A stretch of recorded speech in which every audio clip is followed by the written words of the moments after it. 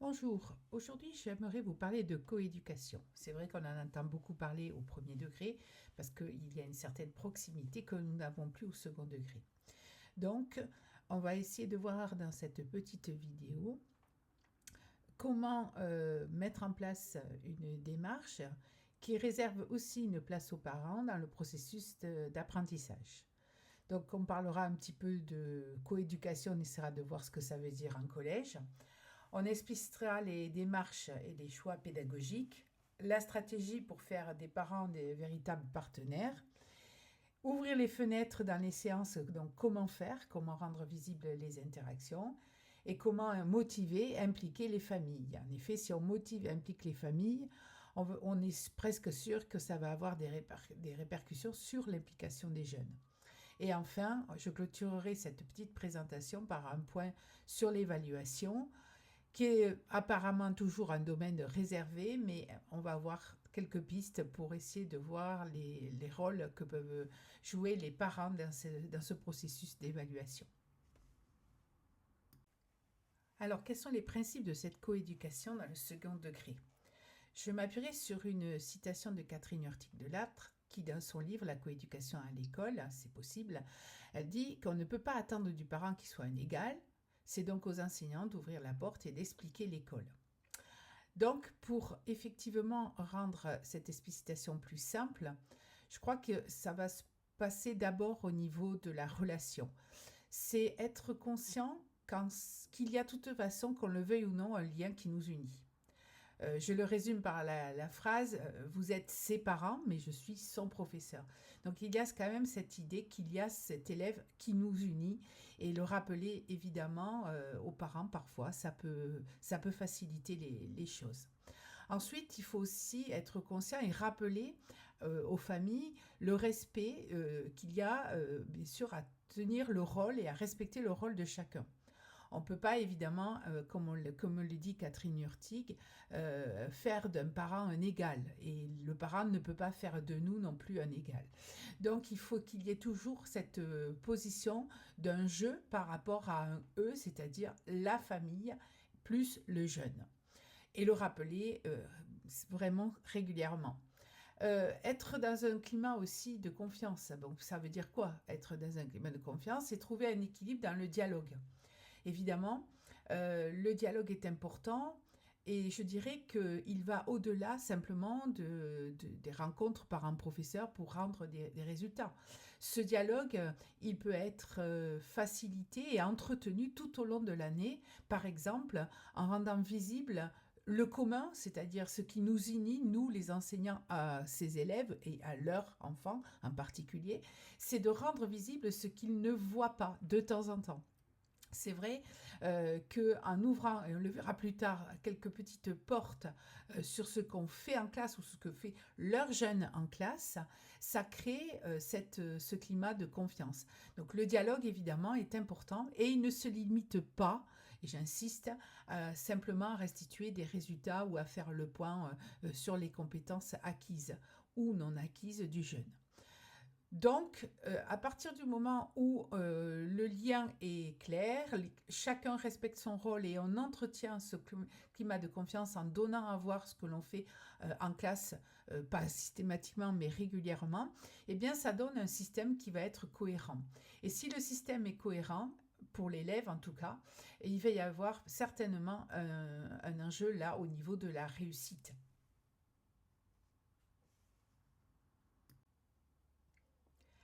Évidemment, on est tous conscients que le rapport qu'on a avec les familles, il est vraiment inégal. On n'a pas la même communication avec tout le monde. Si on regarde sur une classe, on pourrait presque, au bout d'un mois, se dire qu'on va avoir plusieurs catégories, plusieurs types de parents qui s'impliquent plus ou moins. Bon, évidemment, on a les parents complètement déconnectés, c'est-à-dire qu'ils ne se connectent jamais à l'ENT, ils sont absents aux réunions, on n'arrive pas à les joindre même par téléphone. Là, je pense que déjà, dans un premier temps, il faut faire attention, parce qu'on a parfois tendance à le faire, de ne pas juger ce silence. De rester juste à l'ordre du constat. Voilà, ils ne se connectent pas. Ils ont leurs raisons, mais moi, je ne connais pas ces raisons. Je ne les juge pas. Mais je vais toujours considérer que quand je poursuivrai, quand je donnerai une information, ben, je continuerai à leur envoyer, même si je sais qu'ils ne se connectent pas et qu'ils ne liront pas les messages. De manière aussi à ne pas être influencé par le fait que je ne suis pas complètement d'accord moi en tant que personne et que je ne peux parfois ne pas comprendre comment on ne peut pas s'impliquer dans la scolarité de son jeune. Donc vous voyez, c'est vraiment dans l'ordre du constat et je reste prudente, je n'essaie pas de juger et surtout que ça puisse avoir parfois un impact, si le jugement est négatif bien sûr, sur ma perception du jeune lui-même. Donc là, j'insiste beaucoup là-dessus.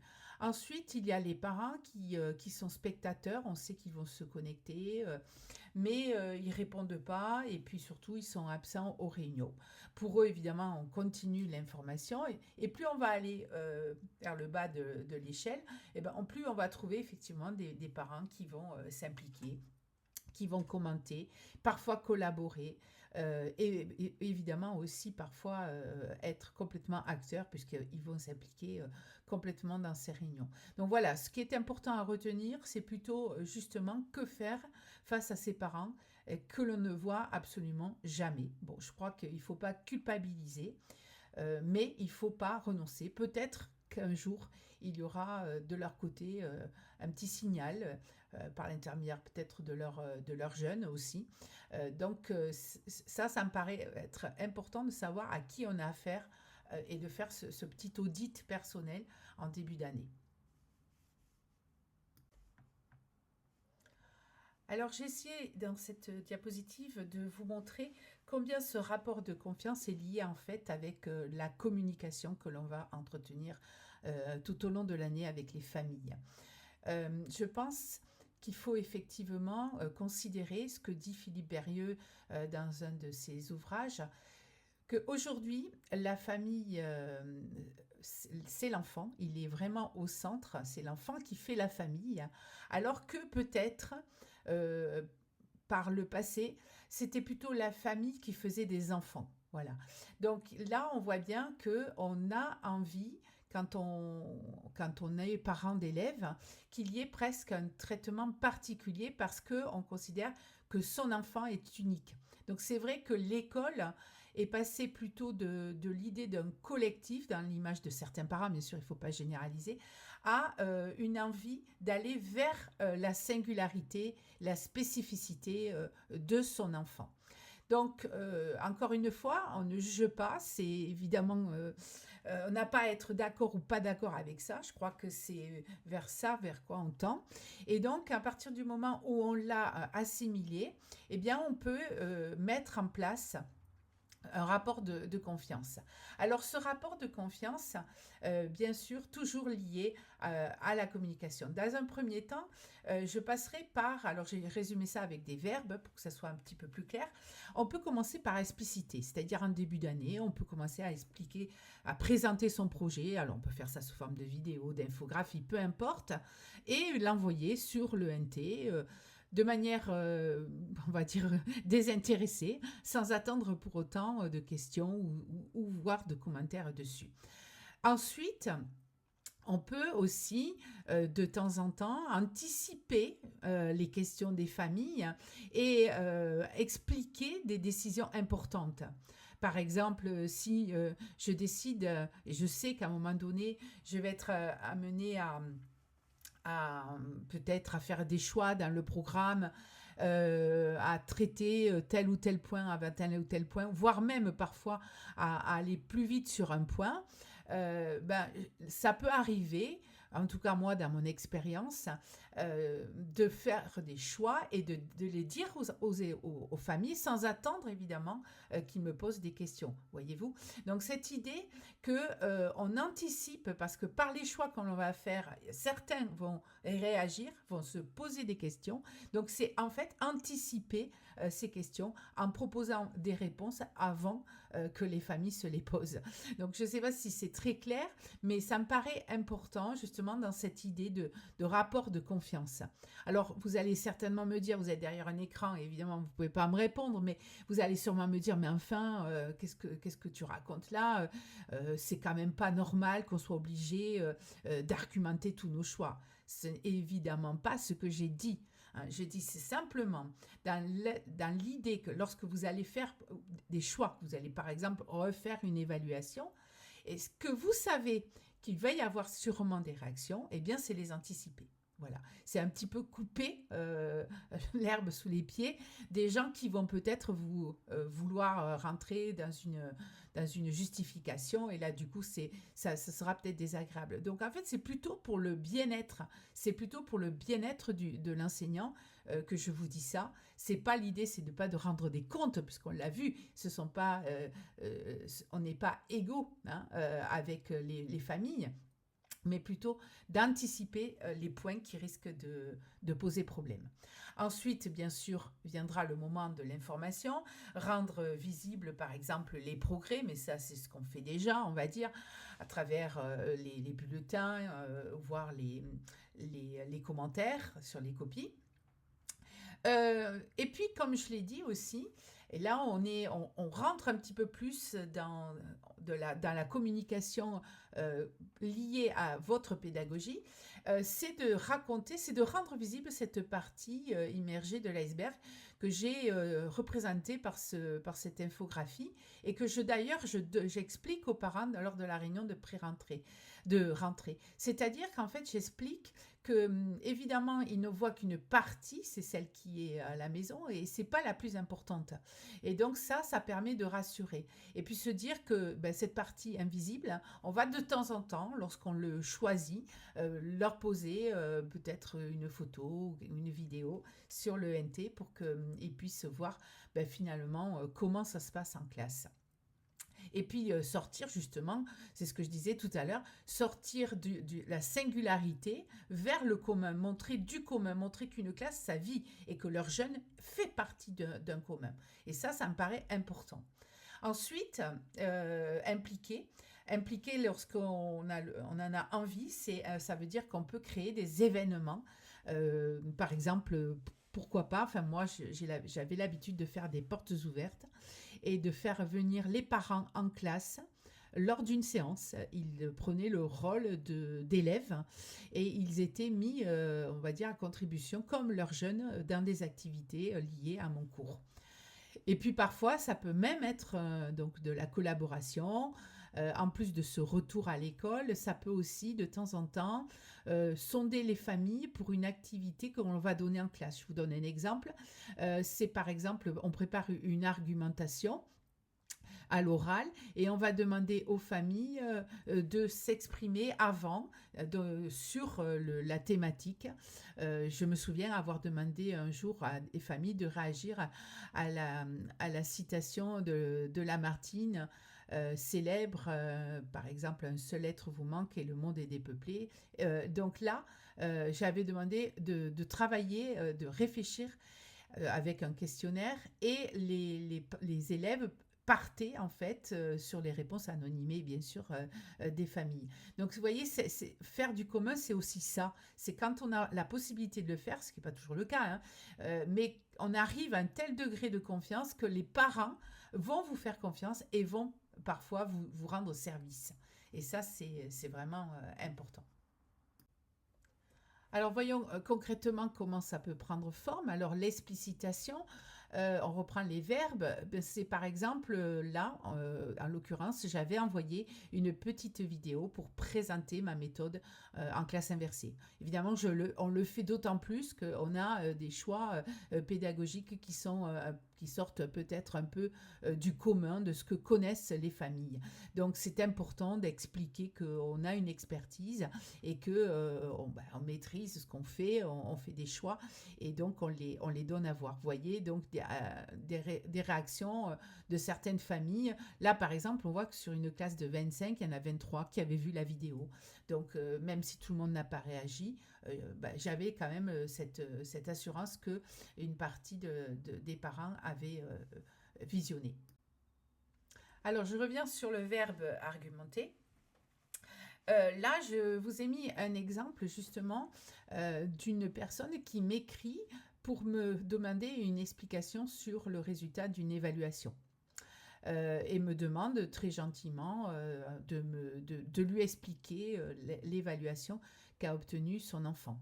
Donc là, il y a deux interprétations quand on reçoit ce type de message.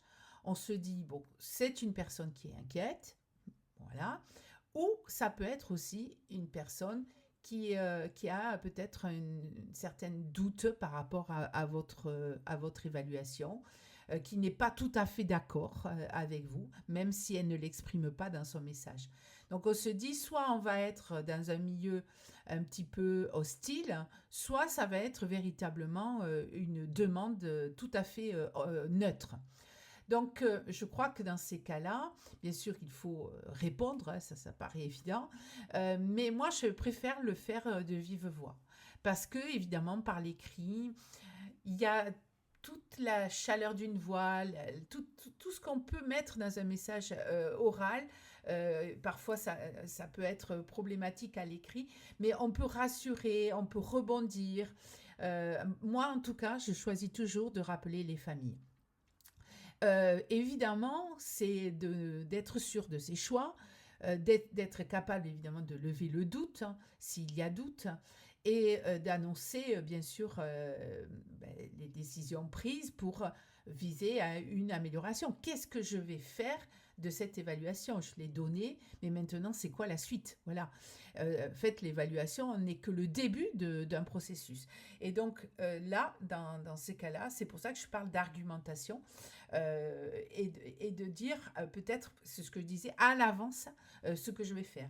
Là, par exemple, j'aurais pu avant dire qu'il va y avoir effectivement une évaluation, mais qu'il y a, en fonction des résultats, des séances de remédiation qui seront mises en place. Voilà. Ça aurait pu rassurer, en tout cas, cette famille. Alors, je vous ai parlé tout à l'heure de l'information.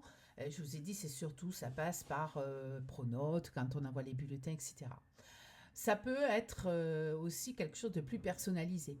Là, par exemple, vous voyez, j'ai mis en place des grilles d'évaluation qui sont dans les cahiers des élèves et on voit que ça se traduit par une courbe à chaque fois qu'il y a un résultat. Ça permet d'avoir une vue d'ensemble de ce qui est régulièrement fait. On n'a pas besoin de se connecter d'ailleurs sur Pronote pour le voir. Et c'est intéressant de voir que ça peut fluctuer, voilà. Et qu'il y aura bien sûr des moments où on va proposer des pistes d'amélioration. Alors, pour conclure, donc, quelle posture professionnelle avec les parents? Comment passer de la crainte à la confiance en passant par l'apaisement? Je pense que quand on est effectivement dans une situation un peu de tension, euh, il est important de sortir de la zone affective, émotionnelle. Bon, c'est facile à dire, hein, parfois c'est très difficile quand on se sent agressé, mais c'est important de se donner du temps ou de simplement dire là non, je ne vous réponds pas. Pas tout de suite, j'attendrai quelques heures avant de vous répondre. Donc, vraiment ce travail à faire pour prendre de la distance et faire retomber, quand on a été agressé par une famille, retomber un peu la pression. Il faut toujours évidemment rester dans sa fonction, hein, ça c'est la base. Bien rappeler justement qu'on a ce lien qui nous unit, qui est l'enfant, mais qu'on n'est pas au même niveau qu'eux. Hein. Rappeler aussi qu'il n'y a pas de dimension affective avec le jeune. La dimension affective, elle est évidemment réservée à la famille. Et donc, on reste véritablement dans sa fonction d'enseignant. Quand c'est difficile, bien sûr, on peut avoir recours à une tierce personne qui sera là un peu pour faire le lien ou faire la médiation. Il faut toujours prendre le temps de la réponse. Ça, c'est une règle de base. Ne pas répondre à l'instant quand on a reçu un message un peu agressif sur le NT. Et analyser ou faire analyser la situation de conflit. Parce que rentrer, par exemple, dans un écrit, c'est important quand il y a eu une crise. On va rester dans l'écriture journalistique. Hein. uniquement journalistique, c'est-à-dire objectif. Qu'est-ce qui s'est passé et qu'est-ce que j'ai dit, qu'est-ce qu'il a dit, où j'étais, et lui, il était où, elle était où, voilà. Et faire cet écrit et le soumettre à quelqu'un de manière à montrer, à peut-être à voir que il y a parfois des erreurs qu'on a pu commettre hein, parce qu'on a voulu justement, parce qu'on n'a pas pu rester gérer sa charge émotionnelle. Donc moi j'aime bien faire ça, passer par un écrit de manière objective et le faire lire à quelqu'un qui n'a pas évidemment assisté. Ensuite, évidemment, comme je l'ai dit, pour éviter ces tensions, il faut les anticiper le plus possible en explicitant ses choix. Je vous ai donné quelques exemples tout à l'heure. Et puis en gardant le lien, même si on n'a pas de retour. Et pour avoir un rapport de confiance, c'est les impliquer le plus possible, être force de proposition, créer des événements, leur demander parfois, comme je vous l'ai dit, là, des petits services. Et c'est vrai que ce lien, du coup, fait que la confiance est là et c'est extrêmement ensuite agréable pour nous de travailler dans ces conditions-là. Voilà, j'espère que cette petite vidéo vous a été utile. Et puis, je vous dis à prochainement à d'autres émissions dans SOS Dépannage Prof.